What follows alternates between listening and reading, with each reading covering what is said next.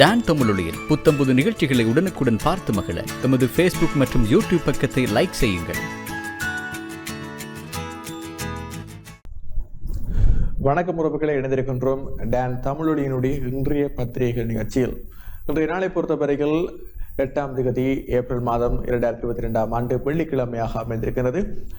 இன்றைய நாள் எல்லோருக்கும் எளிமையான ஒரு நாளாக அமைய வேண்டும் என்று எல்லோருக்கும் பொதுவான இறைவனை நாங்கள் பிரார்த்தித்துக் கொண்டு இன்றைய நாளினுடைய பத்திரிகைகள் ஒரு பார்வை நிகழ்ச்சிக்கும் எங்களுக்கு அனுசரணை வழங்கி கொண்டிருக்கின்றார்கள் நெஸ்டமோட். அதன் அடிப்படையில் நெஸ்டமோட்டினுடைய அனுசரணையோடு நாங்கள் தொடர்ச்சியாக நிகழ்ச்சிக்குள் செல்லலாம்.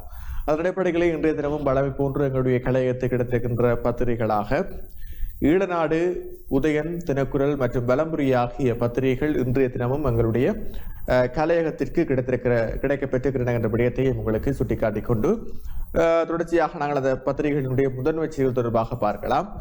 ஈழநாட்டினுடைய முதன்மை செய்திகளை பார்க்கிற போது பெசிலிடம் இருந்து நாமலிடம் கைமாறியது கட்சி தலைமை, பெருமளவுக்குள்ளும் வலுக்கும் நெருக்கடி என்ற விடயம் என்று ஈழநாட்டினுடைய முதன்மை செய்திகளாக பிரசுரிக்கப்பட்டிருப்பதை பார்த்துவிடக்கூடியதாக இருக்கிறது. குறிப்பாக கொழும்பு வட்டாரங்களை மையப்படுத்தியதாக அந்த தகவலை ஈழநாடு பத்திரிகை வெளியிட்டிருக்கிறது. அதாவது ஸ்ரீலங்கா பொதுஜன பெருமளவினுடைய கட்சி தலைமை தற்போது பெசில் ராஜபக்ஷவிடம் சென்றிருப்பதாகவே அந்த விடயங்கள் இங்கே சுட்டிக்காட்டப்படுகிறது. குறிப்பாக ஸ்ரீலங்கா பொதுஜன பெருமனுடைய ஏகபோக உரிமையாளராக அல்லது ஏகபோக ஒரு உரிமைகளை அனுபவிக்கக்கூடிய நபராக இருக்கக்கூடிய பெசில் ராஜபக்ஷவிடம் இருந்து அந்த விடயங்கள் கைமாற்றப்பட்டிருப்பதாகவும், ஒரு இளம் இரத்தமாக முன்னாள் அமைச்சர் நாமல் ராஜபக்ஷ தற்போது இந்த தலைமை பதவிக்கு தலைமை பொறுப்புக்கு அவரை உள்ளித்திருப்பதான விடயத்தை இன்று ஈழநாடு தன்னுடைய முதன்மை செய்திகளாக பிரசுரித்திருப்பதை பார்த்துக்கூடியதாக இருக்கிறது. நாட்டினுடைய நெருக்கடி நிலைமைகளுக்கு பிரதானமான காரணமாக குற்றம் சுமத்தப்படுகிற நபராக இருப்பவர் முன்னாள் நிதியமைச்சர் பெசில் ராஜபக்ஷ. பெசில் ராஜபக்ஷ நாட்டினுடைய நிதியமைச்சராக கொண்டு வரப்படுகின்ற போதும் நாடு ஒரு நெருக்கடியை எதிர்நோக்கி இருந்தது. ஆனாலும் பெசில் ராஜபக்ஷ நிதியமைச்சர் பதவியை பெற்றுக் கொண்டதன் பின்னர் நாடு மிக மோசமான ஒரு நெருக்கடி நிலைமைக்கு தள்ளப்பட்டிருந்தது. குறிப்பாக இந்த டொலரினுடைய பெருமை, அதாவது டொலருக்கு நிகரான இலங்கை ரூபாயுடைய பெறுமதி மிகவும் ஒரு வீழ்ச்சியான போக்கை சந்தித்தது நேரில் தேர்ந்திருக்கும். இன்றைக்கு கூட நாங்கள் பார்க்கின்ற போது 320 ரூபாவை கடந்திருக்கிறது அமெரிக்க டொலர் ஒன்றினுடைய இலங்கை ரூபாவுக்கான விற்பனை விலை இவ்வாறாக காணப்படுகிறது.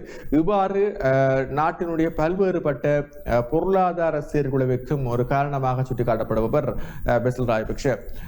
குறிப்பாக விமல் வீரவன்ச, அதே போன்று உதய காமன்பிள்ள போன்றவர்கள் அரசாங்கத்தில் இருந்து அதிருப்தியாளர்களாக வெளியே தற்போது செயல்படக்கூடிய விமல் வீரவன்ச, உதய காமன்பிள்ள போன்றவர்களும் இந்த நெருக்கடிகளுக்கெல்லாம் பிரதானமான காரணமாக குறிப்பிடுபவர்கள் பெசில் ராஜபக்ஷவை.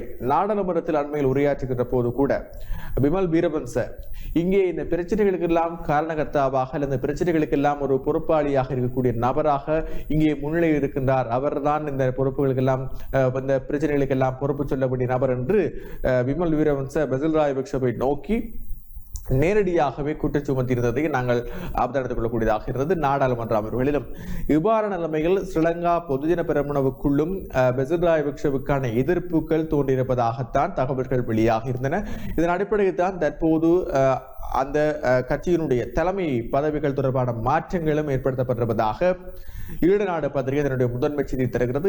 என்னென்ன மாற்றங்கள் அங்கு ஏற்படுத்தப்பட்டிருக்கிறது, அதனுடைய பின்னணி எவ்வாறு இருக்கிறது, அந்த கட்சிக்குள் ஏற்பட்டிருக்கிற குழப்ப நிலைமைகள் எவ்வாறு இருக்கிறது என்ற விடயங்களையும் ஈழநாடு பத்திரிகை இன்று விரிவாக தருகிறது. நாங்கள் அது தொடர்பாக பின்னர் உங்களுக்கு விளக்கமாக தருகின்றோம்.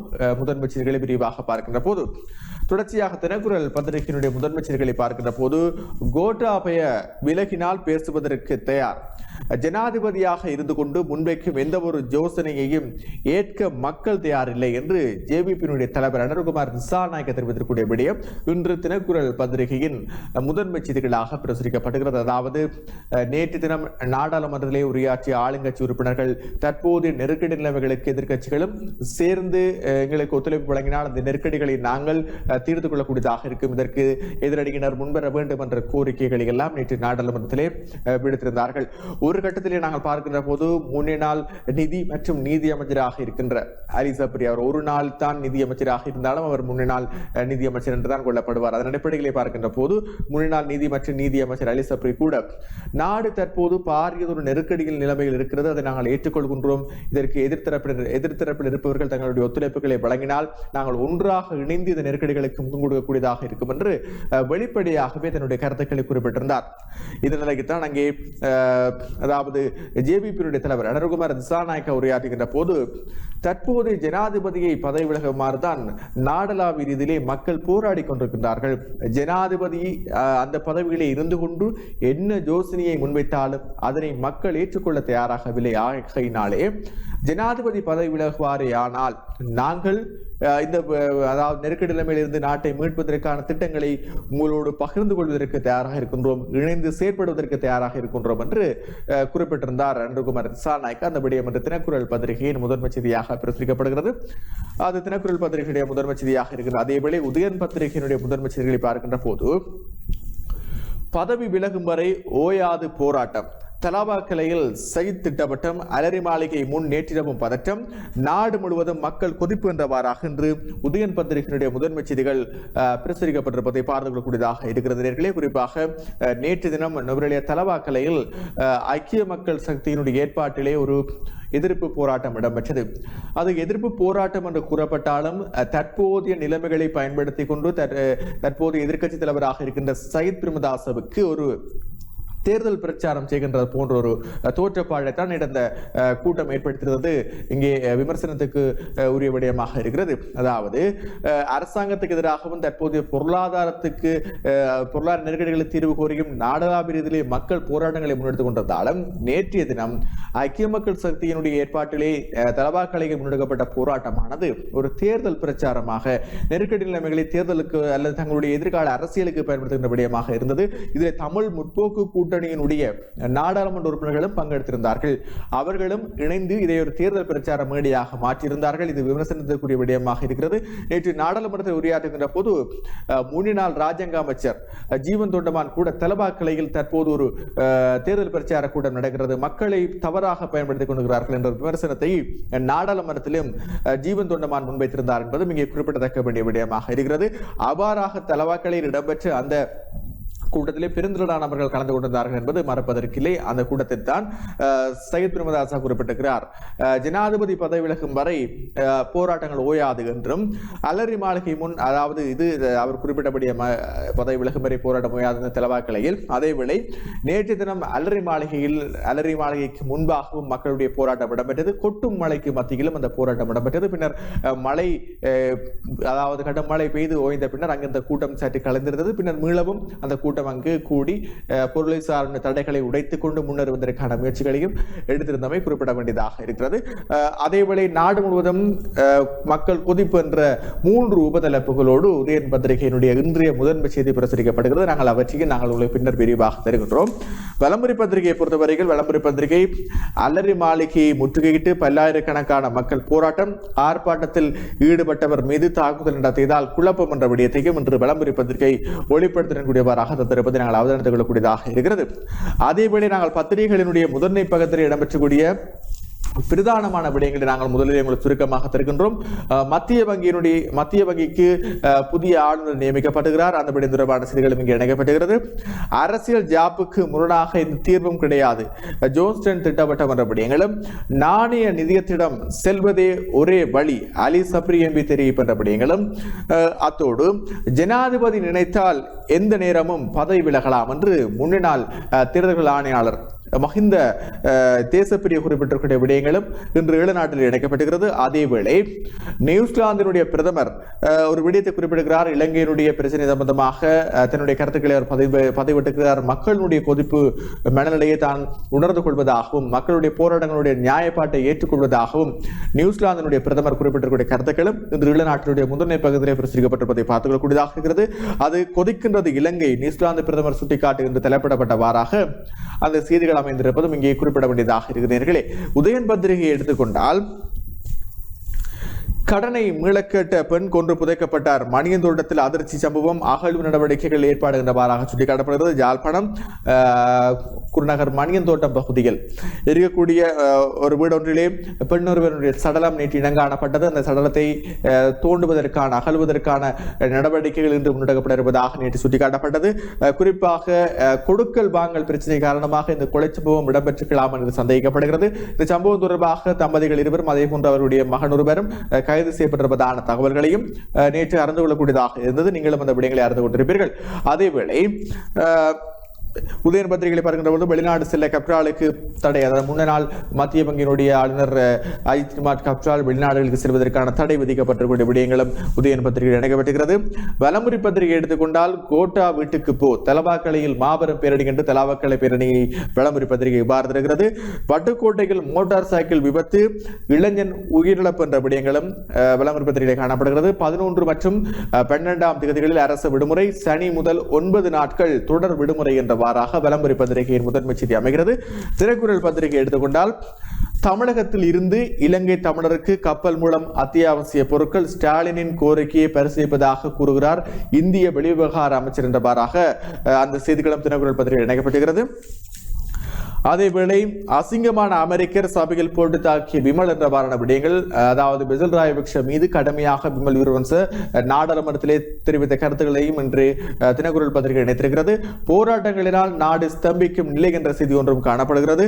மாவின் விலை மேலும் 50 ரூபாவால் அதிகரிக்கும் என்ற விடயம் சுட்டிக்காட்டப்படுவதை பார்த்துக் கொள்ளக்கூடியதாக இருந்து, ஏற்கனவே கோதுமை மாவினுடைய விலை அதிகரித்த போக்கிலே காணப்படுகிறது. கோதுமை மாவினுடைய விலை அதிகரித்ததன் காரணமாக வெதுப்பக உற்பத்தி பொருட்களுடைய விலைகளும் அதிகமாக காணப்படுகிறது. பான்மை பொறுத்தவரையில் 110 முதல் 130 ரூபாய் வரையான இடைப்பட்ட விலையிலே பான் விற்பனை செய்யப்படுகிறது. இவ்வாறான ஒரு மோசமான நிலைமை தற்போது இருக்கிற நிலையிலே மேலும் கோதுமை மாவினுடைய விலை அதிகரிக்கப்படுவதற்கான வாய்ப்பு இருப்பதான தகவல்கள் வெளியாக இருப்பது உண்மையிலே நாங்கள் பார்க்கின்ற பொது சாதாரண அப்பாவி மக்களை பொறுத்தவரையில் அவர்களுடைய வயிற்றில் அடிக்கின்ற செயற்பாடாகத்தான் அந்த விடயம் இருக்கிறது.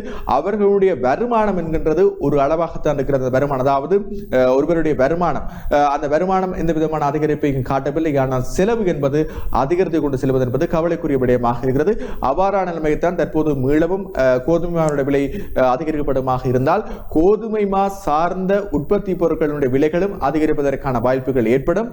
இதன் காரணமாக மக்கள் மிக மோசமான ஒரு பாதிப்பை சந்திப்பார்கள். குறிப்பாக இந்த நாங்கள் பார்க்கிற போது வறுமை கோட்டுக்கு உட்பட்டு வாழ்கின்ற மக்கள் மற்றும் மத்தியதர வர்க்க மக்கள் மிகவும் பாதிப்படைவார்கள். அதற்கான காரணம் எதிர்ப்பக உற்பத்தி பொருட்களை சார்ந்து அவர்களுடைய உணவு தேவைகள், நாளாந்து உணவு தேவைகள் இருக்கிற நிலைமையில் அது அதிகூடிய விலைக்கு விற்கப்படுகின்ற போது அவர்கள் மோசமான பாதிப்பை சந்திப்பதற்கான வாய்ப்புகள் தான் இருக்கின்றது என்பதையும் இங்கே சுட்டிக்காட்டிக் கொண்டு அவை தொடர்பான விடயங்களையும் கோதுமை மாவினுடைய விலை அதிகரிக்கப்படுமா என்பது தொடர்பாக நாங்கள் பின்னர் உங்களை விரிவாக திறக்கின்றோம். இவைதான் இன்று குடாநாட்டிலிருந்து வெளியாகி எங்களுடைய கலையத்துக்கு எடுத்துக்கின்ற பத்திரிகைகளுடைய பிரதான செய்திகளாக இருக்கிறது. ஏற்கனவே முதன்மை செய்திகளை சுட்டிக்காட்டியிருந்தோம். தொடர்ச்சியாக நாங்கள் பத்திரிகைகளுடைய முதன்மை செய்திகளை பார்க்கலாம். ஈழநாட்டினுடைய முதன்மை செய்திகளை முதலிலே பார்க்கின்ற போது பெசிலிடமிருந்து நாமலிடம் கைமாறியது கட்சி தலைமை, பெருமனவுக்குள்ளும் வலுக்கும் நெருக்கடி என்றவாறாக அந்த செய்தி அமைகிறது. முன்னாள் அமைச்சர்களான நாமல் ராஜபக்ஷ மற்றும் பெசில் ராஜபக்ஷ ஆகியோருடைய ஒளிப்படத்துடன் கூடியவாறாக அந்த செய்தி பிரசுரிக்கப்பட்டிருக்கிறது. அது தொடர்பாக நாங்கள் விரிவாக பார்க்கலாம். பெசில் ராஜபக்ஷவின் ஏகபோக உரிமையாக இதுவரை காலமும் திகழ்ந்து வந்த ஸ்ரீலங்கா பொதுஜன பெரமுன கட்சியின் தலைமையை நாமல் ராஜபக்ஷ கைப்பற்றியுள்ளார் என்று கொழும்பு செய்திகள் தெரிவிக்கின்றன என்றவாறாக அந்த விடயம் இங்கே ஈழநாட்டிலே காணப்படுகிறது. அவை தொடர்பாக 11வது பக்கம் செல்கின்ற விடயத்தை நாங்கள் பார்க்கின்ற போது எவ்வாறு இடம்பெறுகிறது என்று, எழுச்சி பெறும் இளைஞர் படைக்கு முகம் கொடுக்கும் வகையில் பொதுஜன பெரமுன கட்சியை முற்றாக மறுசீரமைக்கும் பணி நாமல் ராஜபக்ஷவுக்கு உள்ளது. இடைக்கால அரசில் எந்த பதவியையும் ஏற்கப் போவதில்லை என தீர்மானித்துள்ள இளைஞர் மற்றும் விளையாட்டுத் துறையின் முன்னாள் அமைச்சர் நாமல் ராஜபக்ஷ அடுத்த சில மாதங்களுக்குள் பெரமுன கட்சியை மறுசீரமைக்க உள்ளதாக பிரதமர் அலுவலக தகவல்கள் தெரிவிக்கின்றன. பொதுஜன பெரமுன கட்சியின் தலைவராக பிரதமர் மஹிந்த ராஜபக்ஷ இருந்த போதிலும் அவருக்கு இதுவரை எந்த பொறுப்பும் வழங்கப்படவில்லை. அதே போன்று நாமல் ராஜபக்ஷவுக்கு இதுவரை எந்த பதவியும் பொறுப்பும் வழங்கப்படவில்லை என்பதுடன் அந்த கட்சியை முழுமையாக பெசில் ராஜபக்ஷவுக்கு சொந்தமான தனியார் நிறுவனமாகவே அது செயற்பட்டு வந்தது. ஏறக்குறைய அனைத்து பொதுஜன பெரமுன பொறுப்பாளர்களும் பெசில் ராஜபக்ஷ ஆதரவாளர்கள் ஆவர். அரசு தலைவர்கள் கூட கட்சியில் எந்த ஒரு பதவியும் வழங்கப்படவில்லை. நாடளாவிய ரீதியில் பெசில் எதிர்ப்பு அதிகரித்துள்ள நிலையில் பொதுஜன பெரமுன கட்சியின் தலைமை பொறுப்பை நாமல் ராஜபக்ஷவிடம் வழங்க ராஜபக்ஷ குடும்பத்தினர் தீர்மானித்துள்ளதுடன் அவர் நேற்று வியாழக்கிழமை காலை நெலும் மாவட்டத்தில் உள்ள பொதுஜன பெரமுன தலைமையகத்துக்கு சென்று பணிகளை தொடங்கியுள்ளார். நாமல் ராஜபக்ஷ உடனடியாக கட்சி தலைவர்கள் மற்றும் தொழிற்சங்க தலைவர்களை அழைத்து தற்போது நிலவும் நெருக்கடியை சமாளிக்க முகமாக கட்சியை மறுசீரமைக்க தொடங்கியுள்ளார் என்று கொழும்பு வட்டாரங்கள் தெரிவிப்பதாக இங்கே ஈழநாடு பத்திரிகை குறிப்பிட்டிருப்பதை பார்த்துக் கொள்ளக்கூடியதாக இருக்கிறீர்களே. அதாவது ஸ்ரீலங்கா பொதுஜன பெரமுனவனுடைய தோற்றம் உங்களுக்கு தெரிந்திருக்கும். 2015 ஆண்டு ரணில் மைத்திரி அரசாங்கம் ஆட்சி வந்ததன் பின்னர் ஸ்ரீலங்கா சுதந்திர கட்சியினுடைய அங்கத்துவத்தில் இருந்தார்கள் மஹிந்த ராஜபக்ஷ. ஆனாலும் அந்த தோல்வியின் பின்னர் மஹிந்தவனுடைய செல்வாக்கு என்பது ஸ்ரீலங்கா சுதந்திர கட்சியிலே பூச்சியமான நிலைமை அடைந்திருந்தது. இதனை சரி செய்வதற்காக அன்றைய காலப்பகுதியில் தற்போது முன்னாள் நிதியமைச்சராக இருந்த பெசில் ராஜபக்ஷ, அதே போன்று தற்போதைய வெளிவிவகார அமைச்சராக இருக்கின்ற GL பீரிஸ் போன்றவர்கள் மிகவும் சாதுரியமாக சிந்தித்து இந்த பொதுஜன பெரமுன கட்சியை அவர்கள் ஸ்தாபித்திருந்தார்கள். இந்த கட்சி ஸ்தாபிக்கின்ற போது கடுமையான விமர்சனங்களுக்கு உள்ளாக இருந்தது. ஒரு அதாவது எவ்வாறு குறிப்பிடுவதென்றால் ஒரு வளராத, அதாவது அனுபவம் இல்லாத கட்சியின் ரீதியாக எல்லாம் விமர்சனங்கள் சுட்டிக்காட்டப்பட்டது. ஆனாலும் 2018 ஆண்டு நாடாளுமன்றத்தில் நடைபெற்ற உள்ளூராட்சி மன்ற தேர்தலில் அதிகளவான இடங்களை கைப்பற்றியது இந்த ஸ்ரீலங்கா பொதுஜன பெரமுன. அதன் பின்னர் ஸ்ரீலங்கா பொதுஜன பெரமுனுடைய செயற்பாடுகளோடு இணைந்து செயற்படுவதற்கு மஹிந்த ராஜபக்ஷவும் சென்றிருந்தார். அதன் பின்னர் ஸ்ரீலங்கா பொதுஜன பெரமுன தன்னுடைய கட்டமைப்புகளை இறுக்கமாக பலப்படுத்திக் கொண்டது. ஒவ்வொரு உள்ளூராட்சி மன்றங்களிலும் அவருடைய உறுப்பினர்கள் இறுக்கமான கட்டமைப்புகளை செய்தார்கள். அதே போன்று ஏனைய கட்சியினரையும் வளைத்து போடுகின்ற செயற்பாடுகளுக்கு முன்னெடுத்தார்கள். இவற்றையெல்லாம் பலமாக கொண்டு 2020 ஆண்டு நடைபெற்ற ஜனாதிபதி தேர்தலிலே பலமான ஒரு வெற்றியை படைத்தது ஸ்ரீலங்கா பொதுஜன பெரமுன. இந்த வெற்றியின் மூலமாகத்தான் ஸ்ரீலங்கா பொதுஜன பெரமுன தற்போது நாட்டினுடைய ஆட்சியிலே முக்கியமான ஒரு கட்சியாக காணப்படுகிறது. அந்த நிலையில் தற்போதைய நெருக்கடி நிலைமைகளால் ஸ்ரீலங்கா பொதுஜன பெரமுனுடைய எதிர்கால செயற்பாடுகள் மழுங்கடிக்கப்படும் என்ற ஒரு ஆபத்து காணப்பட்ட நிலையில் தான் தன்னுடைய கட்சியினுடைய கட்டமைப்புகளை மறுசீரமைக்க வேண்டிய தேவை அந்த கட்சிக்கு எழுந்திருக்கிறது. இதன் அடிப்படையில் புதியதொரு தலைமையாக அல்லது இளைஞர் தலைமையாக நாமல் ராஜபக்ஷவை தலைமையாக கொண்டு அந்த கட்சியை கட்டமைப்பதற்கான நடவடிக்கைகளை பொதுஜன பெரமுன முன்னெடுத்திருப்பதாக சுட்டிக்காட்டப்படுகிறது. பெசில் ராஜபக்ஷவை ஒதுக்கி வைத்துவிட்டு பொதுஜன பெரமுனவை முன்னின்று நடத்துவதற்கு முன் கொண்டு செல்வதற்கான முயற்சிகளை நாமல் ராஜபக்ஷ தலைமையிலாக முன்னெடுப்பதற்கான தீர்மானம் ஒன்று எடுக்கப்பட்டிருப்பதாகவும் அதற்கு ராஜபக்ஷ குடும்பத்தினர் பச்சை கொடி காட்டியிருப்பதாகவும் இங்கே ஈழநாடு பத்திரிகை இருப்பதை பார்த்துக்கூடியதாகிறது. இது இவ்வாறாக இருந்தாலும் பொதுஜன பெரமுன ஒரு குடும்பத்தினுடைய கட்சியாகத்தான் இருக்க போகிறது என்ற விடயமும் யதார்த்தமான விடயங்களாக இருக்கிறது என்பதையும் இங்கே சுட்டிக்காட்டிக் கொண்டு இன்னும் பல்வேறுபட்ட விடயங்கள் பத்திரிகைகள் இருக்கின்றன. நாங்கள் அவற்றை பார்ப்பதற்கு முன்பாக சிறியதொரு வர்த்தக விளம்பர இடைவெளி சென்றுவிட்டு தொடர்ச்சியாக இணைந்திருக்கலாம் இன்றைய பத்திரிகைகளோடு.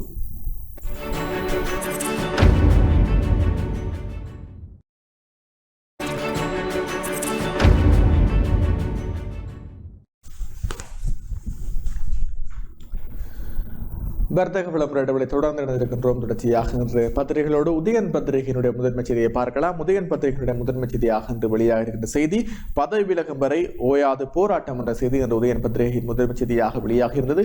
ஆரம்பத்திலும் அந்த விடயத்தை உங்களை சுட்டிக்காட்டியிருந்தேன்.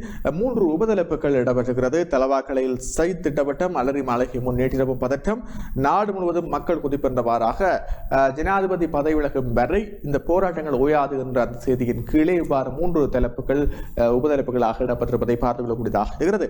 அந்த விடயங்களை நாங்கள் விரிவாக பார்க்கலாம்.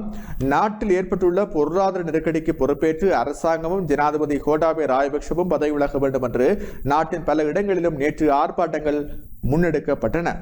தலவாக்கலையில் நேற்று நடந்த பெரும் ஆர்ப்பாட்டத்தில் கலந்து கொண்ட எதிர்க்கட்சி தலைவர் சையத் பிரேமதாச கோட்டாபய ராஜபக்ஷவை பதவியிலிருந்து துரத்தும் வரையில் போராட்டங்கள் ஓயாது என்று தெரிவித்திருந்தார் என்றும் அந்த விடயங்கள் இங்கே சுட்டிக்காட்டப்படுகிறது.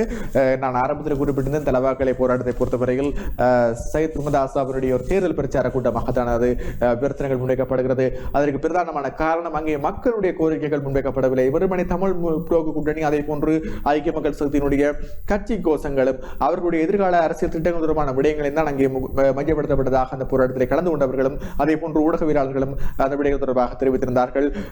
மக்களுடைய போராட்டத்தை ஒரு வகையில் பார்க்கின்ற போது யதார்த்தமாக தன்னெழுச்சியாக போராடுகின்ற மக்கள் ஒருபுறம் இருக்கிறார்கள், அதிலே மாற்று கருத்துக்கள் இல்லை. ஆனால் இந்த மக்களுடைய போராட்டத்தை அரசியல் தேவைக்காக பயன்படுத்திக் கொள்பவர்கள் பலர் இருக்கிறார்கள் என்ற விடயம் மறப்பதற்கு இல்லாமல் இருக்கிறது. அவ்வாறு நிலைமைத்தான் தற்போதைய நிலைமையிலே ஐக்கிய மக்கள் சக்தியை பொறுத்தவரையில் இந்த மக்கள் போராட்டங்களை தங்களுடைய கட்சியினருக்காக பயன்படுத்திக் கொள்கின்ற செயற்பாடு அவர்கள் தீவிரமாக ஈடுபடுகிறார்கள். அவர்களால் இவ்வாறான தன்னெழுச்சியான போராட்டங்களையோ அல்லது ஒரு கட்டமைக்கப்பட்ட போராட்டங்களையோ ஏற்பாடு செய்ய முடியாது. மக்களுடைய மனநிலையை அறிந்து அதை அரசியலாக்கின்ற செயற்பாடைத்தான் ஐக்கிய மக்கள் சக்தி முன்னெடுக்கிறது. அண்மையில் கூட நாடாளுமன்றத்திலே ஒரு விடயத்தை நாங்கள் பார்க்கின்ற போது தற்போதைய நிலைமையிலே அரசாங்கத்தை பொறுப்பேற்க வாருங்கள் என்று எதிர்க்கட்சிகள் அழைக்கின்ற, அதாவது ஆளுங்கட்சி அழைக்கின்ற போது எதிர்க்கட்சி சில பேர் மௌனமாக இருந்தார்கள்.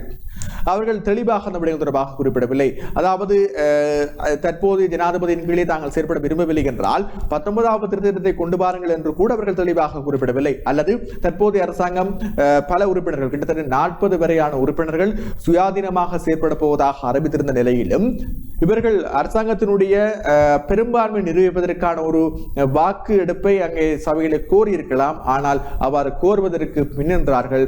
அதற்கு என்ன காரணம் தெரியவில்லை. அண்மையில் கூட ஈழநாட்டிலும் ஒரு விமர்சனம் முன்வைக்கப்பட்டிருந்தது. அதாவது தற்போது பதவி எடுத்தால் தங்களுடைய நிலைகளும் இவ்வாறு பூச்சியமண்டத்துக்கு சென்று விடுமோ என்ற ஐயம் சையத் பிரேமதாச தரப்பிடம் இருப்பதாகவே தெரிகிறது. ஆனால் அவர்கள் போராட்டங்களை தங்களுடைய கட்சி சார்பான போராட்டங்களை ஏற்பாடு செய்து அதில் பெருந்திரளான மக்கள் வருகின்ற போது பல்வேறுபட்ட வீரவசனங்களை பேசுகிறார்கள். ஆனால் சந்தர்ப்பங்கள் வருகின்ற போது அந்த சந்தர்ப்பங்களை சாதுரியமாக பயன்படுத்திக் கொள்கின்ற விடயத்திலே ஐக்கிய மக்கள் சக்தி தோல்வி அடைந்ததாக இருக்கிறது. இதன் காரணமாகவும் எதிர்காலத்திலே நாட்டை வழிநடத்துவதற்கு ஐக்கிய மக்கள் சக்தியிலே அதுவும் சையத் பிரேமதாச பொருத்தமான நபரா என்ற கேள்வியும் எழாமல் இல்லை என்பது இங்கே சுட்டிக்காட்ட வேண்டியதாக இருக்கிறது. அந்த விடயங்கள் ஒருபுறம் இருந்தாலும் பார்க்கலாம். இந்த உதயன் பத்திரிகை முதன்மை செய்தியில் குறிப்பிடப்படுகின்ற மேலதிக விடயங்களை பார்க்கின்ற போது நேற்றிரவு பிரதமர் இல்லமான அல்லரி மாளிகை முன்பாக பெரும் எண்ணிக்கையான மக்கள் ஆர்ப்பாட்டத்தில் ஈடுபட்டதால் அங்கு பெரும் பதற்ற நிலைமை ஏற்பட்டது. அல்லரி மாளிகை முன்பாக பெரும் எண்ணிக்கையான மக்கள் அரசாங்கமும் ஜனாதிபதி கோட்டாபய ராஜபக்ஷவும் உடனடியாக பதவி விலக வேண்டும் என வலியுறுத்தினர். அந்த பகுதியில் பெரும் எண்ணிக்கையில் போலீசாரும் இராணுவத்தினரும் குவிக்கப்பட்டு பாதுகாப்பு பலப்படுத்தப்பட்டது. அதே நேரம் கொழும்பு நேற்றிரவு கடும் மழையும் காணப்பட்டது. ஆயினும் பொதுமக்கள் போலீஸ் தடைகளை மீறி அலரி மாளிகை வளாகத்துக்குள் நுழைய முயற்சித்ததால் பதற்ற நிலைமை காணப்பட்டது. இருவருவாக மக்கள் அங்கு போராட்டத்திலே ஈடுபட்ட வண்ணம் இருந்தார்கள். நேற்று நாடாளுமன்ற அமர்வு நடைபெற்ற நிலையில் நாடாளுமன்றத்துக்கு செல்லும் வழிகள் திரண்டு மக்கள் தங்கள் எதிர்ப்பை வெளியிட்டனர். அந்த பகுதியில் பலத்த போலீஸ் பாதுகாப்பு போடப்பட்டிருந்தது. அதேவேளை தலவாக்கிளையில் பெரும் எதிர்ப்பு ஆர்ப்பாட்டம் முன்னெடுக்கப்பட்டது. நாடாளுமன்ற உறுப்பினர் மனோ கணேசன் தலைமையிலான தமிழ் முற்போக்கு கூட்டணி ஏற்பாடு செய்திருந்த இந்த ஆர்ப்பாட்டத்தில் ஆயிரக்கணக்கானவர்கள் பங்கேற்றார்கள். எதிர்க்கட்சி தலைவர் சையத் பிரேமதாசவும் பங்கேற்றார். பூண்டுலோயா வழியாகவும் நுவரெலியா வழியாகவும் கட்டன் வழியாகவும் அனைத்து பகுதிகளில் இருந்தும் மக்கள் எதிர்ப்பு கோஷங்களை எழுப்பிய வண்ணம் தலவாக்களை நகரை வந்தடைந்தார்கள். அங்கு பிரதான சுற்றுவட்டத்துக்கு அருகே எதிர்ப்பு நடவடிக்கையும் இடம்பெற்றது. யாழ்ப்பாணத்திலும் நேற்று அரசாங்கத்துக்கு எதிராக போராட்டம் முன்னெடுக்கப்பட்டது. ஐக்கிய மக்கள் சக்தியின் ஏற்பாட்டில் இந்த ஆர்ப்பாட்டம் முன்னெடுக்கப்பட்டது. தெல்லிப்பளையில் இருந்து புறப்பட்டு பெருணியாக மல்லாகம் சந்தி சென்று அங்கிருந்து சுன்னாகம் பேருந்து நிலையத்தை அடைந்து ஆர்ப்பாட்டக்காரர்கள் அங்கு கொடும்பாவி எரித்தும் தங்களது எதிர்ப்பை வெளிப்படுத்தினார்கள். இதேவேளை தெமடகொடவில் உள்ள இலங்கை பெட்ரோலிய கூட்டுத்தாபன தலைமையகத்துக்கு முன்பாக பாரவூர்தி சாரதிகள் தலைமையகத்தை சுற்றி வளைத்து ஆர்ப்பாட்டத்தை நடத்தினார்கள். அரசாங்கமும் ஜனாதிபதியும் பதவி விலக வேண்டும் என்று அவர்கள் வலியுறுத்தினார்கள். கொழும்பு கிரிபத்கொடவில் நேற்று பெரும் ஆர்ப்பாட்டம் ஒன்று முன்னெடுக்கப்பட்டது. ஐக்கிய மக்கள் சக்தியின் கம்பஹா மாவட்ட நாடாளுமன்ற உறுப்பினர் சரத் பொன்சேகா தலைமையில் இந்த ஆர்ப்பாட்டம் முன்னெடுக்கப்பட்டது. நாவலப்பட்டியிலே மஹிந்தானந்த ஆத்கமகையின் அலுவலகம் முன்பாக பெரும் எண்ணிக்கையானோர் திரண்டு ஆர்ப்பாட்டத்தை முன்னெடுத்தனர். நாட்டின் ஏனைய இடங்களிலும் அரசாங்கத்துக்கு எதிரான போராட்டங்கள் முன்னெடுக்கப்பட்டன என்றவாறாக நேற்றைய நாளில் இடம்பெற்ற போராட்டங்கள் தொடர்பான விடயத்தை சுட்டிக்காட்டியிருப்பதை நாங்கள் இங்கே பார்த்துக்கொள்ளக்கூடியதாக உதயன் பத்திரிகை இந்த போராட்டங்கள் பதவி விலகும் வரை தொடரும் என்றவாறாக பிரதான தலைப்பட்டு அந்த செய்தியை தந்திருக்கிறது உதயன் பத்திரிகை. தொடர்ச்சியாக நாங்கள் தினக்குரல் பத்திரிகையின் முதன்மை செய்தி தொடர்பாக பார்க்கலாம். தினக்குரல் பத்திரிகையினுடைய முதன்மை செய்தியாக மக்கள் விடுதலை முன்னணியுடைய தலைவர் அனுருகுமார் திசாநாயக்கவினுடைய ஒளிப்படத்துடன் கூடியவாறான செய்தி இன்று பிரசுரமாக இருக்கிறது. ஆரம்பத்திலும் அந்த விடயம் தொடர்பாக சுட்டிக்காட்டியிருந்தேன். கோத்தா விலகினால் பேசுவதற்கு தயார், ஜனாதிபதி கோட்டாபய ராஜபக்ஷ விலகினால் பேசுவதற்கு தயார் என்று மக்கள் விடுதலை முன்னணி தெரிவித்திருக்கிறது. அதேவேளை உபதலைப்பாக ஒரு சிறுபடியத்தை மனிதிருக்கிறது தினக்குரல் பத்திரிகை. ஜனாதிபதியாக இருந்து கொண்டு முன்வைக்கும் எந்த ஒரு யோசனையையும் ஏற்க மக்கள் தயாரில்லை என்று அந்த உபதலைப்போடு முதன்மை செய்தியை தொடர்கிறது. பற்றி பார்க்கலாம். ஜனாதிபதி கோட்டாபய ராஜபக்ஷ ஜனாதிபதி ஆசனத்தில் இருந்து கொண்டு முன்வைக்கும் எந்த ஒரு யோசனையையும் ஏற்றுக்கொள்வதற்கு மக்கள் தயாராக இல்லை என்று ஜேவிபியின் தலைவர் அனுருகுமார் திசாநாயக்க தெரிவித்துள்ளார். மக்களின் பிரதான கோரிக்கையாக ஜனாதிபதி பதவி விலக வேண்டும் என்பதாக உள்ளது என்றும் இதன்படி அந்த கோரிக்கை தொடர்பான விடயத்துக்குள் இருந்து கொண்டு தீர்வுகள் தொடர்பு அரசாங்கம் கலந்துரையாடமாக இருந்தால் அந்த கலந்துரையாடலுடன் இணைந்து கொள்ள நாங்கள் தயாராக இருக்கின்றோம் என்றும் அனுருகுமார் திசாநாயக்க குறிப்பிட்டிருக்கிறார். அந்த விடயங்கள் இரண்டாவது பக்கம் நோக்கி செல்கிறத பற்றி பார்க்கலாம். இரண்டாவது பக்கத்தில் இருந்து நாட்டின் தற்போதைய நெருக்கடி நிலைமை தொடர்பில் நாடாளுமன்றத்தில் நேற்று வியாழக்கிழமை விசேட கூற்றொன்றை முன்வைத்து உரையாற்றும் போதே அனுருகுமார் திசாநாயக்க இவ்வாறு குறிப்பிட்டார். அதன் போது அவர் மேலும் தெரிவிக்கையில் தற்போது நாடு பாரிய நெருக்கடிக்குள் சிக்கியுள்ளது. ஆனால் அதற்கு இன்னும் தீர்வு காண நடவடிக்கை எடுக்கப்படவில்லை. இப்போது இந்த நாடாளுமன்றத்தில் நாங்கள் என்ன கலந்துரையாடல்களை நடத்தி சென்றாலும் வெளியே நடக்கும் பிரச்சனைகளுக்கு தீர்வுகள் இன்னும் முன்வைக்கப்படவில்லை. ஏற்பட்டுள்ள பிரச்சனைகளுக்கு நியாயமான தீர்வுகளை முன்வைக்குமாறு கேட்கின்றனர். அதற்காகவே மக்கள் வீதியில் இறங்கி போராடுகின்றார்கள். பிரச்சனைகள் அதிகரிக்கும் போது சுயமாகவே மக்கள் பொறுமை இழக்கும் நிலைமைக்கு தள்ளப்பட்டுள்ளனர். இதன் போதே அவர்கள் வீதிக்கு இறங்கும் நிலைமை ஏற்பட்டுள்ளது. ஆனால் இவை இதற்கும் அரசாங்கம் தீர்வை முன்வைக்கவில்லை. மக்களின் எதிர்ப்புகளுக்காக தீர்வுகளை முன்வைப்பதற்கு பதிலாக மக்களை ஏமாற்றும் வகையிலேயே செயற்பட்டனர். அமைச்சர்களும் பொய்களை கூறி மக்களை ஏமாற்றினர். இந்த நிலையில் நெருக்கடி நிலைமைக்கு பொறுப்பாளர் நான் இல்லை என்று ஜனாதிபதி கூறியுள்ளார். இவ்வாறான நிலைமையிலேயே நாட்டின் ஆட்சியாளர்கள் போக வேண்டும் என்று கூறுகின்றனர். நெருக்கடி அதிகரிக்கையில் கோட்டா வீட்டுக்கு போ என்று போராட்டம் நடத்தும் நிலைக்கு மக்கள் தள்ளப்பட்டிருக்கிறார்கள். இவ்வாறான நிலைமையில் அமைச்சரவை பதவி விலகியது. அதனாலும் தீர்வு கிடைக்கவில்லை. ஜனாதிபதியினால் அறிவிக்கப்பட்ட இடைக்கால ஆட்சியும் சாத்தியப்படவில்லை. மக்களின் கோரிக்கையை திசை திருப்பி சுற்றி வளைத்து மக்களை ஏமாற்றும் செயற்பாட்டில் ஈடுபட வேண்டாம் என கேட்கின்றோம். ஜனாதிபதி இந்த ஆசனத்தில் அமர்ந்து கொண்டு செய்யும் எந்த யோசனையையும் மக்கள் ஏற்றுக்கொள்ள மாட்டார்கள். நீங்கள் முன்வைக்கும் அனைத்து யோசனைகளுக்கும் ஒரே நிபந்தனையாக ஜனாதிபதி பதவி விலக வேண்டும். அதற்கு கீழான யோசனைகளாக இருந்தால் அது தொடர்பில் கலந்துரையாடுவதற்கு நாங்கள் தயாராக இருக்கின்றோம். அதன் பின்னர் மக்கள் எதிர்நோக்கியுள்ள பொருளாதார நெருக்கடிக்கு தீர்வு காணப்பட வேண்டும். இதனால் ஜனாதிபதி இந்த பதவியில் இருந்து கொண்டு செய்யும் எந்த யோசனைகளையும் மக்களின் பிரச்சனைகளுக்கு தீர்வாக அமையாது என்றும் மக்கள் விடுதலை முன்னணி குறிப்பிட்டிருக்கிறது. அதாவது ஜனாதிபதி கோட்டாபய ராஜபக்ஷ பதவி விலகினால் மாத்திரம்தான் இந்த பிரச்சனைகளுக்கு ஒரு தீர்வு கிடைக்கும் என்றும், அவ்வாறு பதவி விலகுவாராக இருந்தால், அவர் பதவி விலகுவார் என்ற ரீதியில் கலந்துரையாடல்கள் ஆரம்பிக்கப்படுமாக இருந்தால் தாங்கள் ஆளுங்கட்சியுடன் இணைந்து பணியாற்றுவதற்கும் தயாராக இருப்பதாக மக்கள் விடுதலை முன்னணி குறிப்பிட்டிருப்பதை பார்த்துக் கொள்ளக்கூடியதாக இருக்கிறது. தொடர்ச்சியாக நாங்கள் விளம்பர பத்திரிகையினுடைய முதன்மை செய்தி தொடர்பாக இங்கே பார்க்கலாம். விளம்பர பத்திரிகையை பொறுத்தவரையில் நேற்று தினம் அலரி மாளிகைக்கு முன்பாக இடம்பெற்ற போராட்டத்தை தன்னுடைய முதன்மை செய்தியாக தருகிறது. அவற்றை பார்க்கலாம். அலரி மாளிகையை முற்றுகையிட்டு பல்லாயிரக்கணக்கான மக்கள் போராட்டம் என்றவாறாக அந்த செய்தி தொடர்கிறது. பிரதமர் மஹிந்த ராஜபக்சவின் அலரி மாளிகை முன்னால் நேற்றிரவு ஆயிரக்கணக்கான மக்கள் ஆர்ப்பாட்டத்தில் ஈடுபட்ட நிலையில் நபர் ஒருவர் போலீசாரால் தாக்கப்பட்டதால் அங்கு குழப்ப நிலை ஏற்பட்டது என்றும் அந்த விடயங்களை விளம்பர பத்திரிகை தருகிறது. அது 15வது பக்கம் நோக்கி செல்கிறது. அவற்றை பார்க்கலாம். 15வது பக்கத்தில் இருந்து எவ்வாறாக அந்த விடயங்களை திறக்கிறது என்று பார்க்கின்ற போது பாதுகாப்பு கடவையை உடைத்து அலரி மாளிகைக்குள் மக்கள் நுழைய முயற்சித்தார்கள். இதன்போது போலீஸ் அதிகாரி நபர் ஒருவர் மீது தாக்கியதாக தெரிவிக்கப்பட்டது. ஏன் என்னை அடித்தீர்கள், ஏன் எனது கன்னத்தில் அறிந்தீர்கள் என குறித்த நபர் கோபத்துடன் கேள்வி கேட்டதுடன் நிலைமை சற்று பதட்டம் அடைந்தது. அத்துடன் தங்களை தாக்க வேண்டாம் எனவும் நாட்டின் திருடர்களை துரத்தவே இங்கு வந்ததாகவும் குறிப்பிட்டார்கள். அப்பகுதியில் பெரும் திரளான மக்கள் விண்ணை பிளக்கும் சத்தத்துடன் அரசுக்கு எதிர்ப்பு தெரிவித்து போராட்டத்தை முன்னெடுத்தார்கள்.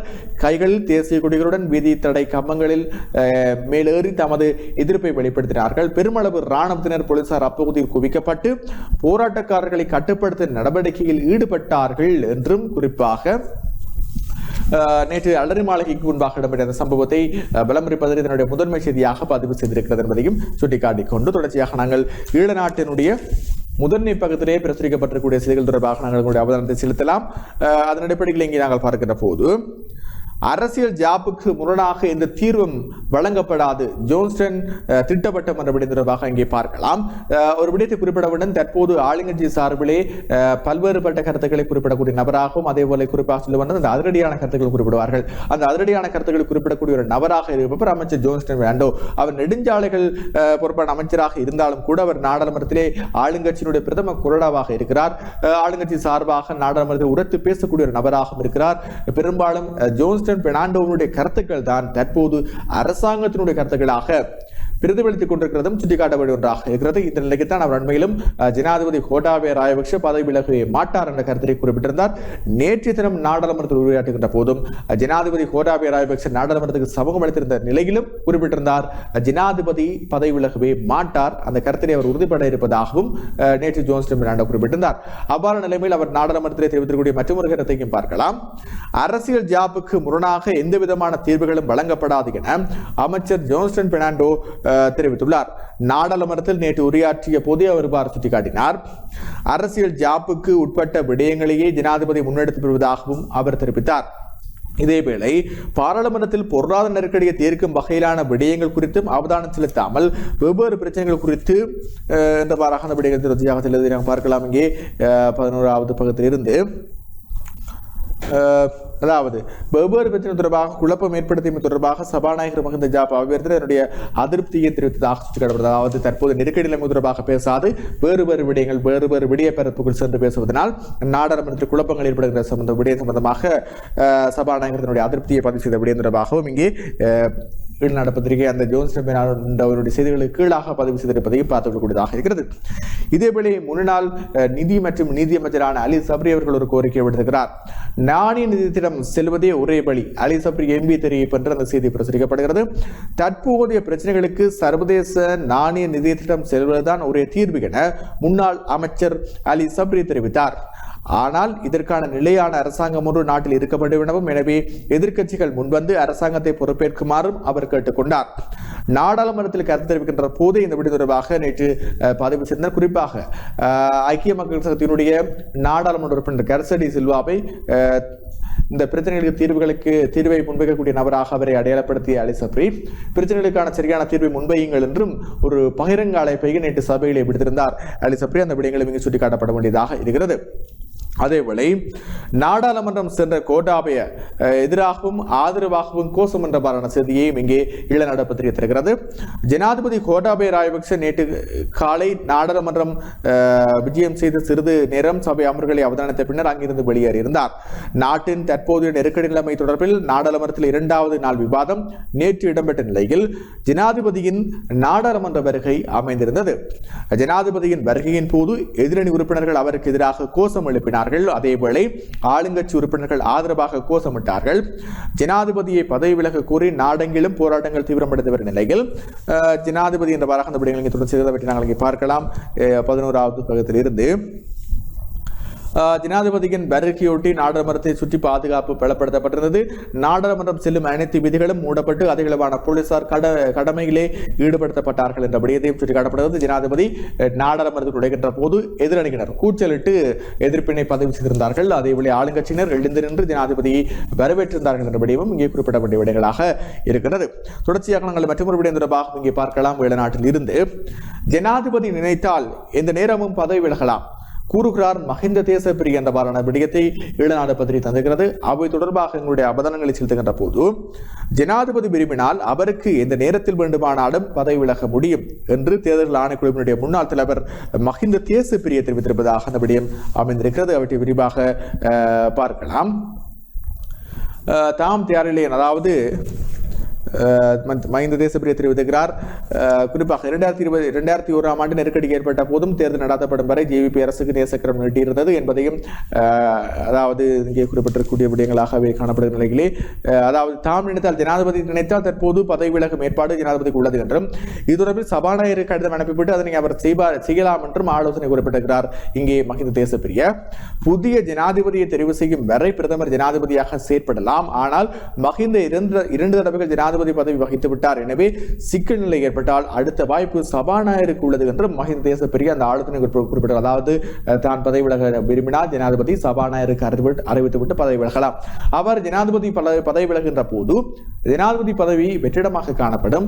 அந்த இடத்துக்கு பிரதமர் ஜனாதிபதியாக செயற்பட முடியும் புதியதொரு ஜனாதிபதியை தெரிவு செய்கின்ற வரையிலும். ஆனால் தற்போது பிரதமராக இருக்கின்ற மஹிந்த ராஜபக்ஷ ஏற்கனவே 2 தடவைகள் ஜனாதிபதியாக பதவி வகித்து விட்டார். அதன் காரணமாக அவரால் ஜனாதிபதி பதவி வகிப்பதற்கு சந்தர்ப்பம் ஏற்படாது போனால் தற்போதைய சபாநாயகர் நாட்டினுடைய ஜனாதிபதியாக செயற்படலாம். பின்னர் நாடாளுமன்றம் 800 பேரை ஜனாதிபதியாக பெயரிட்டதன் பின்னர் அவர் ஜனாதிபதியாக பதவியேற்பார். சபாநாயகர் தன்னுடைய பதவிகளை தொடர்ந்து வகிப்பார் என்றவாறாகவும் இந்த நடைமுறைகள் தொடர்பான விடயங்களையும் குறிப்பிட்டிருக்கிறார் மஹிந்த தேசப்பிரிய என்பதையும் சுட்டிக்காட்டிக் கொண்டு மற்றொரு விடயம் தொடர்பாக இங்கே பார்க்கலாம். நானும் சுயாதீனம் அறிவிப்பு விடுத்தார் டிலான் பெரேரா என்றவாறாக அந்த விடயம் காணப்படுகிறது. வியட்கம பிகில் என்ற தகவலை நான் தான் முதலில் வெளியிட்டேன், அதனால் தான் ஓரங்கட்டப்பட்டேன் என்று ஆளுங்கட்சி நாடாளுமன்ற உறுப்பினர் டிலான் பெரேரா குறிப்பிடுகிறார். அவை தொடர்பான விடயங்களை பார்க்கலாம். இந்த அரசில் இருந்தாலும் அரசில் இருந்தாலும் நானும் சுயாதீன நபர் போலவே செயற்படுகின்றேன். வியட்கம பெகில் என்ற தகவலை முதலில் வெளியிட்டேன். ஞானசார தேர்தலின் நியமனத்தை கண்டித்தேன். ஆனால் அதனால் 3ஆம் வரிசைக்கு தள்ளப்பட்டேன். இன்றைய உரையுடன் என்னை இன்னும் பின்னணிப்படுத்தலாம், பரவாயில்லை, நான் மக்கள் பக்கம் தான் இருப்பேன் என்றும் டிலான் பெரேராவும் இங்கால் பக்கம் தான் தாவி இருப்பதாக நேற்று நாடாளுமன்றத்தில் குறிப்பிட்டிருந்தார். ஆனால் தன்னை பின்தள்ளுகிறார்கள் என்று குறிப்பிட்டாலும் அரசாங்கத்தினுடைய வாக்கெடுப்புகள் என்பதாவது 20வது திருத்தமாக இருக்கலாம், அதன் பின்னரான வரவு செலவு திட்டமாக இருக்கலாம், அதன் பின்னரான ஏனைய சட்டமூலங்களாக இருக்கலாம். அத்தனை விடயங்களுக்கும் டிலான் பெரேராவும் இணைந்துதான் அரசாங்கத்துக்கு ஆதரவு கொடுத்தார் என்றபடியும் இங்கே சுட்டிக்காட்ட வேண்டிய ஒன்றாக இருக்கிறது. மற்றும் ஒரு விடயம் தொடர்பாக இங்கே பார்க்கலாம். ஆசிய பசிபிக் நேட்டாவை உருவாக்க அமெரிக்கா முயற்சி என்றபடி தொடர்பான செய்தி ஒன்றும் இங்கே காணப்படுகிறது. அதேவேளை கொதிக்கின்றது இலங்கை, நியூசிலாந்து பிரதமர் சுட்டிக்காட்டு என்பதை தொடர்பாக பார்க்கலாம். பொருளாதார நெருக்கடிகளுக்கு மத்தியில் நாடளாவிய ரீதியில் போராட்டங்கள் தொடர்வதால் இலங்கை முழுவதும் கொந்தளிப்பான நிலையை அனுபவித்து வருவதாக நியூசிலாந்தினுடைய பிரதமர் ஜெசிந்தா ஆர்டன் தெரிவித்திருக்கிறார். அவர் மேலும் தெரிவித்திருக்கக்கூடிய விடயங்களை பார்க்கலாம். தொற்று நோயால் பொருளாதார தவறுகள் அதிகரித்துள்ளன. இதன் விளைவாக பணவீக்கம் அதிகரித்து உணவு, எரிபொருள் மற்றும் மருந்து பொருட்களுக்கான பற்றாக்குறை ஏற்பட்டுள்ளன. பொது நிதியை முறைகேடாக நிர்வகித்ததாக குற்றம் சுமத்தப்பட்டுள்ள இலங்கை அரசாங்கத்தின் தலைமைத்துவத்தை மாற்றுமாறு இந்த மக்கள் போராட்டங்கள் கோருகின்றன. இலங்கை தொடர்பான நடவடிக்கைகளை நியூசிலாந்து அரசாங்கம் கண்டிக்க வேண்டும் என்று கூறி நியூசிலாந்து வாழ் இலங்கையர்கள் மனுவில் கையெழுத்திட்டிருக்கிறார்கள். இலங்கையின் தலைமையை கண்டிக்கின்றீர்களா என்று கேட்கப்பட்ட போது ஆர்டன் சிறிது நேரம் உரையை நிறுத்தினார். ஆனால் இலங்கை மக்களிடையே வளர்ந்து வரும் விரக்தியை ஒப்புக்கொண்டார். இலங்கையில் இது மிகவும் கொந்தளிப்பான காலகட்டம் என்றவாறாகவும் தற்போது நாட்டிலே ஏற்பட்டிருக்கக்கூடிய இந்த கொந்தளிப்பான காலகட்டம் தொடர்பாகவும் நியூசிலாந்தினுடைய பிரதமர் கருத்துக்கள் முன்வைத்திருப்பதை பார்த்துக் கொள்ளக்கூடியதாக இருக்கிறது. பல்வேறு விட காரணங்களை குறிப்பிடுகிறார். இந்த தொற்று பரவல், அதே போன்று பொருளாதார விடயங்கள், அதே போன்று பொது நிதியை முறைகேடாக பயன்படுத்த விடயம் தொடர்பான விடயங்களையும் அவர் கோடு காட்டி பேசியிருக்கிறார் என்பதும் இங்கே சுட்டிக்காட்டப்படும் ஒன்றாக இருக்கிறது. தொடர்ச்சியாக பல்வேறு விடயங்கள் பத்திரிகைகள் இருக்கின்றன. அவற்றை நாங்கள் பார்ப்பதற்கு முன்பாக சிறியதொரு வர்த்தக விளம்பர இடைவெளியை சென்றுவிட்டு தொடர்ச்சியாக இணைந்திருக்கலாம்.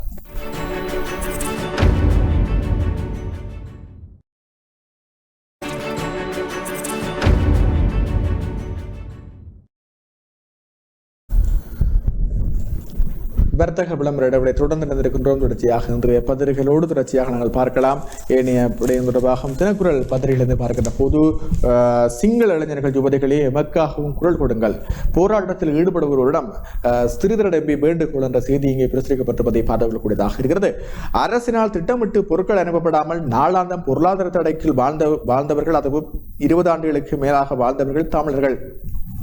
அவ்வாறான தமிழர்களுடைய உண்மையான உரிமை பிரச்சனைகளையும் இன்று வீதியில் இறங்கி போராடும் சிங்கள இளைஞர் யுவதிகள் கருத்தில் எடுக்க வேண்டும். தமிழர்கள் பற்றியும் சில வார்த்தைகளை நீங்கள் பேச வேண்டும், எங்களுக்காகவும் நீங்கள் போராட வேண்டும் என தமிழ் தேசிய கூட்டமைப்புடைய நாடாளுமன்ற உறுப்பினர் சிவஞானம் ஸ்ரீதரன் அவர்கள் நேற்று நாடாளுமன்றத்தில் உரையாற்றுகின்ற போது கோரியிருந்தார். அந்த விடயம் தினக்குரல் பத்திரிகையிலே அவருடைய ஒளிப்படுத்தக்கூடியவாறாக பிரசுரிக்கப்படுகிறது. அது தொடர்பான விடயத்தை விரிவாக பார்க்கலாம். பல குழந்தைகள், இளைஞர்கள், யுவதிகள் தெருக்களில் இருந்து இந்த நாட்டில் நடக்கின்ற அநீதிகளுக்கு எதிராக, நாட்டின் தலைவருக்கு எதிராக போராடி வருகின்றனர். இவ்வாறு போராட்டங்கள் முன்னெடுக்கப்பட்டு வரும் நிலையில் புதன்கிழமை யாழ் மாவட்டத்தில் எழுவதீவில் தனியாருக்கு சொந்தமான 53 பேஜ் காணி கடற்படைக்கு அளப்பதற்காக நில அளவு திணைக்களம் சென்றுள்ளது. நாட்டிலே அரசை மாற்றுங்கள், தலைவரை மாற்றுங்கள் என மக்கள் போராடுகின்றார்கள். ஆனால் இந்த அரசு இன்னொரு வழியில் தமிழர்களுடைய காணிகளை படைகளுக்கு அளவீடு செய்வதற்கான முயற்சிகளில் ஈடுபட்டுள்ளது. அதேபோல் சில நாட்களுக்கு முன்னர் கிளிநொச்சி உருத்திரபுரம் சிவன் கோவில் வளாகத்துக்குள் நுழைந்த இராணுவத்தினர் அந்த வளாகத்தில் உள்ள கற்களை எல்லாம் அகற்றி அந்த பகுதியில் அளவீடுகளை மேற்கொண்டுள்ளார்கள். இந்த பணிகளில் ஏன் இராணுவத்தினர் ஈடுபடுத்தப்படுகின்றார்கள்? நாட்டில் பல்லாயிரக்கணக்கான இளைஞர்கள், யுவதிகள் போராடி கொண்டிருக்கின்றார்கள்.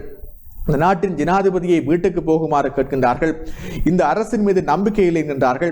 அரசு அமைச்சரவையை கலைத்துள்ளது. ஆனால் இந்த நாட்டில் உள்ள இயங்க முடியாத அரசு தமிழர்கள் மீதான நடவடிக்கைகளை மட்டும் தொடர்கின்றது. அரசுக்கு ஜனாதிபதிக்கு எதிராக போராடுகின்ற இளைஞர் யுவதிகளிடம் இந்த உயர்ந்த சபையின் ஊடாக ஒரு வேண்டுகோளை முன்வைக்கின்றேன்.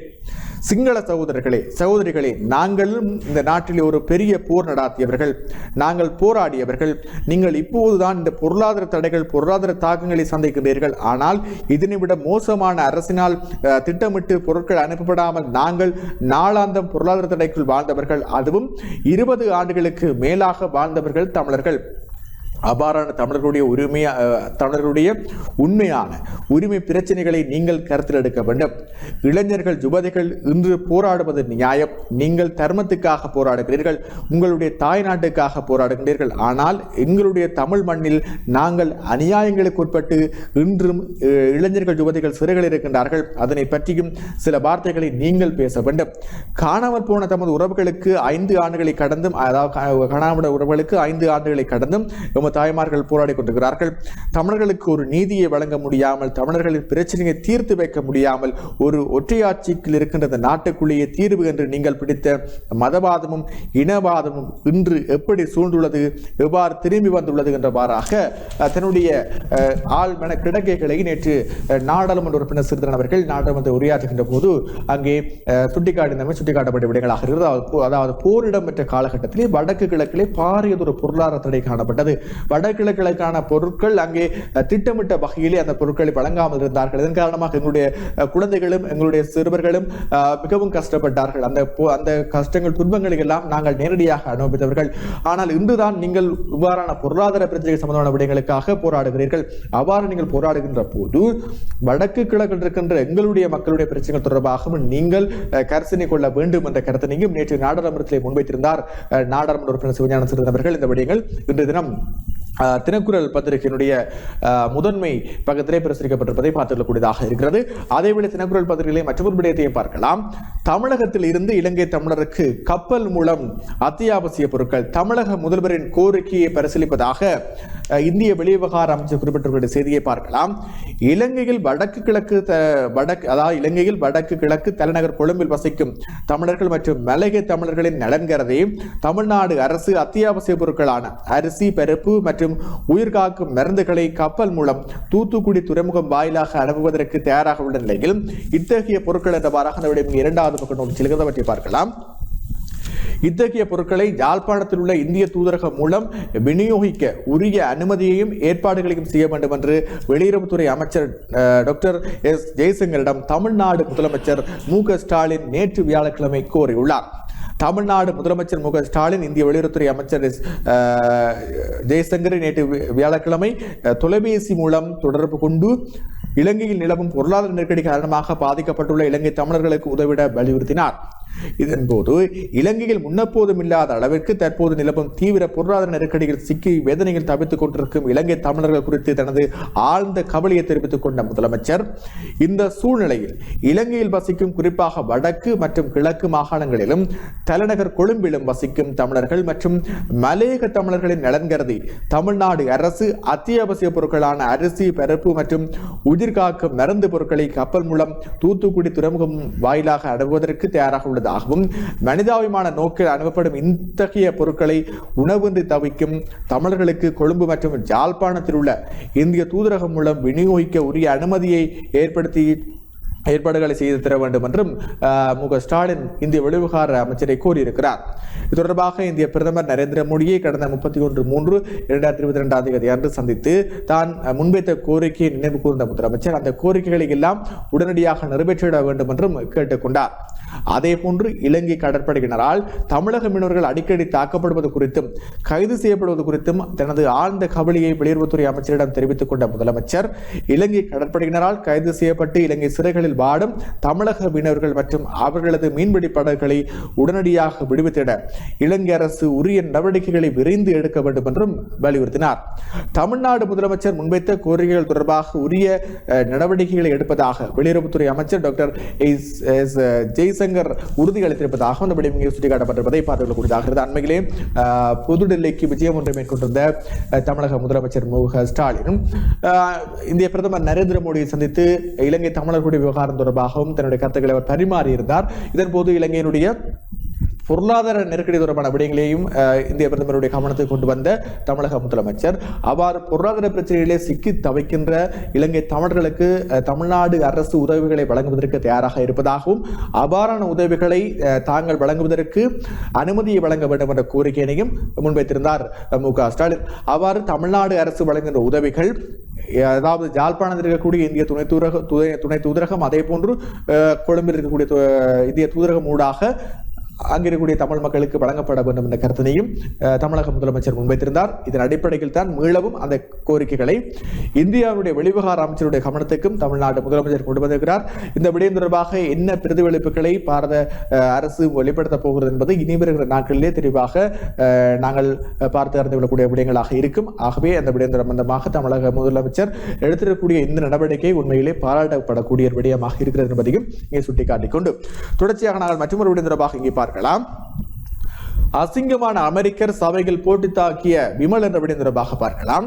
இடைக்கால அரசாங்கத்தை அமைத்து நட்பு நாடுகளிடம் உதவிகளை பெற்று நாட்டின் அந்நிய செலாவணி இருப்பை அதிகரிக்க நடவடிக்கை எடுக்க வேண்டும் என்று முன்னாள் அமைச்சர் விமல் வீரவன்ச தெரிவித்தார். நாட்டின் தற்போது நெருக்கடி நிலைமை தொடர்பில் நாடாளுமன்றத்தில் நேற்று உரையாற்றுகின்ற போதே அவர் இவ்வாறு சுட்டிக்காட்டினார். நாட்டில் ஏற்பட்டுள்ள நெருக்கடி நிலைமையை தங்களுக்கு சாதகமாக பயன்படுத்தவே சிலர் முயற்சிக்கின்றனர். நாட்டில் ஏற்பட்டுள்ள நெருக்கடி தொடர்பில் நாங்கள் முன்கூட்டியே அறிவித்திருந்தோம். ஆனால் நாங்கள் கூறிய எதிரையும் அசிங்கமான அமெரிக்கர் கண்டுகொள்ளவில்லை. இப்போது சர்வதேச நாணய நிதியத்துக்கு செல்லப்படும் என்று கூறுகின்றார். ஆனால் அப்போது நாங்கள் கூறும்போது அதற்கு ஏன் செல்லக்கூடாது என்ற யோசனையை அவர் அமைச்சரவைக்கு முன்வைத்தார். இந்த நிலையில் இப்போது நெருக்கடி அதிகரித்துள்ளது. இதனால் நெருக்கடியை குறைக்க இடைக்கால வேலைத்திட்டங்களை முன்னெடுக்க வேண்டும். இந்த நேரத்தில் நெருக்கடி நிலைமையை அடிப்படைவாதிகள் தமக்கு சாதகமாக பயன்படுத்தலாம். இதற்கு இடமளிக்க கூடாது. இதனால் நாட்டை பாதுகாக்க வேண்டும். இதேவேளை நாட்டில் இப்போது அமைச்சரவை இல்லை என்று கூறுகின்றார்கள். ஆனால் நாடாளுமன்றத்தின் ஊடாக பொருத்தமான அமைச்சரவையை அமைக்க வேண்டும் என்பதற்காக ஜனாதிபதி அதனை அமைக்காது காத்திருக்கலாம். எவ்வாறாயின் எமக்கென பொறுப்புகள் உள்ளன. வெளிநாடுகளிடம் உதவிகளை பெற்றுக் கொள்ள வேண்டும். ஆனால் இருக்கும் அரசாங்கம் அனைத்து நாடுகளையும் பகிர்ந்து கொண்டுள்ளது. இதனால் பிரதமர் முதல் முழு அரசாங்கமும் விலக வேண்டும். அதற்கு பதிலாக புதிய இடைக்கால ஆட்சியை அமைக்க வேண்டும். அதன் போது நெருக்கடிக்கு எமது நட்பு நாடுகளிடம் உதவிகளை பெற்றுக் கொள்ள வேண்டும். அதன் மூலம் அந்நிய செலாவணி இருப்பை அதிகரித்து பலப்படுத்த வேண்டும். இதன்படி உலகமும் எமது நாட்டு மக்களும் ஏற்றுக்கொள்ளும் இடைக்கால நிர்வாக ஆட்சிக்கு செல்ல வேண்டும். இதில் அரசியல் பந்தாட்டம் செய்ய முடியாது. இதில் கவனம் செலுத்தாவிட்டால் முழு நாடும் மயானத்தை நோக்கியே செல்லும். இந்த நேரத்தில் நாங்கள் சரியான வேலை திட்டத்துக்கு செல்ல வேண்டும் என்றும் விமல் வீரவன்சன் நேற்று நாடாளுமன்றத்தில் உரையாற்றுகின்ற போது குறிப்பிட்டபடியும் இவ்வாறாக பிரசுரிக்கப்படுகிறது தினக்குரல் பத்திரிகையில். மற்றொரு விடயம் தொடர்பாக இங்கே பார்க்கலாம். இலங்கை அரசுக்கு வழங்கவென 20,000 ரூபாவை வழங்கிய தமிழக ஜாசகர் என்ற விடயமும் இங்கே தினக்குரல் பத்திரிகையில் சுட்டிக்காட்டப்படுகிறது. தமிழக ஊடகங்களிலும் அதே போன்று தமிழக மற்றும் இலங்கை சமூக வலைத்தளங்களிலும் நேற்று பேசுபொருளாக இருந்த விடயமாகவும் அந்த விடயம் காணப்பட்டது. அவற்றை நாங்கள் உங்களுக்கு தருகின்றோம். தூத்துக்குடியைச் சேர்ந்த ஜாசகர் ஒருவர் தான் ஜாசகம் பெற்ற பணத்தில் இந்திய மதிப்பிலே 20,000 ரூபாவை பொருளாதார நிதி நெருக்கடியில் சிக்கியுள்ள இலங்கை அரசுக்கு வழங்குவதற்காக மதுரை மாவட்ட ஆட்சியாளரிடம் கையெழுத்திருப்பதாக அந்த செய்தி காணப்படுகிறது. ஒளிப்படத்தின் கூடியவாறாக இந்த விடயம் பிரசுரிக்கப்படுகிறது. தூத்துக்குடி மாவட்டம் ஆலங்கிணர் என்றவாறாக அந்த விடயம் இங்கே தொடர்ந்து செய்கிறது. அவற்றை பார்க்கலாம். ஆலங்கிணறு பகுதியைச் சேர்ந்த பூல்பாண்டி என்கின்ற ஜாசகரே இலங்கைக்கு வழங்கவென 20,000 ரூபாவை வழங்கியிருக்கிறார். தான் ஜாசகமாக பெறும் பணத்தை சேமித்து தனக்கென்று செலவழிக்காமல் அப்பணத்தை பொது நிவாரணங்களுக்கு உதவியாக இவர் வழங்கி வருகிறார். கொரோனா தொற்று காலத்தில் தனது சேமிப்பில் இருந்து பல முறை மதுரை மாவட்ட ஆட்சியரிடம் நிவாரண நிதியாக வழங்கியுள்ளார். இதுவரை 4 லட்சத்துக்கும் அதிகமான தொகையை கொரோனா நிதியாக இவர் வழங்கியிருக்கிறார். இந்த நிலையில் இலங்கை பொருளாதார நெருக்கடியில் சிக்கியுள்ளதை ஊடகங்கள் ஊடாக அறிந்தவர் இலங்கை மக்களுக்கு உதவுமாறு இலங்கை அரசிடம் கையளிப்பதற்காக தான் ஜாசகம் பெற்று சேமித்து வைத்த 20,000 ரூபாய் பணத்தை மதுரை மாவட்ட ஆட்சியாளரிடம் கையெழுத்திருப்பதாகவும் அந்த விடயம் இங்கே தினக்குரல் பத்திரிகையில் பிரசுரிக்கப்பட்டிருப்பதை பார்த்துக் கொள்ளக்கூடியதாக இருக்கிறது. அதேவேளை மத்திய வங்கியினுடைய ஆளுநராக நந்தலால் வீரசிங்க நியமனம் என்ற விடயம் தொடர்பாக பார்க்கலாம். அந்த செய்தியும் தினக்குரல் பத்திரிகையில் காணப்படுகிறது. மத்திய வங்கியின் புதிய ஆளுநராக டாக்டர் நந்தலால் வீரசிங்க, நிதியமைச்சின் செயலாளராக KM ஸ்ரீபத்தன் ஆகியோர் நேற்று ஜனாதிபதி கோட்டாபய ராஜபக்சவினால் நியமிக்கப்பட்டார்கள். இவர்கள் நேற்று ஜனாதிபதி முன்னிலையில் தன்னுடைய பதவி பிரமாணத்தையும் எடுத்துக் கொண்டார்கள். அந்த விடயங்களும் இன்று பத்திரிகையில் இடம்பெற்றுவதும் சுட்டிக்காட்டப்பட வேண்டியதாக இருக்கிறது. இன்று பத்திரிகை இடம்பெற்றக்கூடிய பிரதானமான விடயங்களை நாங்கள் உங்களுக்கு விரிவான முறையில் இருக்கின்றோம். இந்த விடயங்களோடு நாங்கள் எங்களுடைய இன்றைய பத்திரிகை நிகழ்ச்சியை நாங்கள் நிறைவு கொண்டு நேரம் நெருங்கியிருக்கிறது. ஆரம்பத்தில் குறிப்பிட்டதை போன்று பெரும்பாலான விடயங்கள் உங்களுக்கு வழங்கப்பட்டிருக்கிறது. தொடர்ச்சியாக இணைந்திருங்கள். டான் தமிழொலியினுடைய நிகழ்ச்சிகளோடு இன்றைய பத்திரிகை நிகழ்ச்சியிலிருந்து விடைபெற்றுக் கொள்கின்றேன். வணக்கம்.